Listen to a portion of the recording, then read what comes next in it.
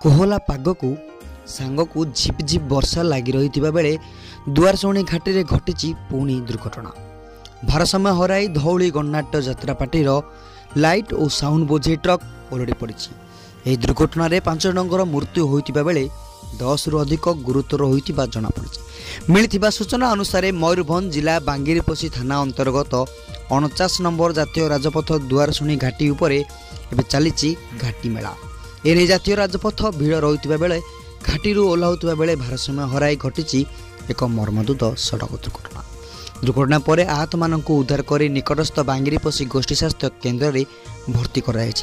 घटनास्थल में बांगिरपोशी अग्निशम बाहिनी पहुंची उद्धार कार्य जारी रखी।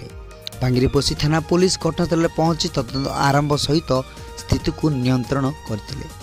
मात्र दुआरसुणी घाटी में दैनिक दुर्घटना घटी व्यापक धनजीवन नष्ट होता बेले सरकार स्तर में निरवरता को सहजरे लोक मैंने ग्रहण कर देखा मिलता।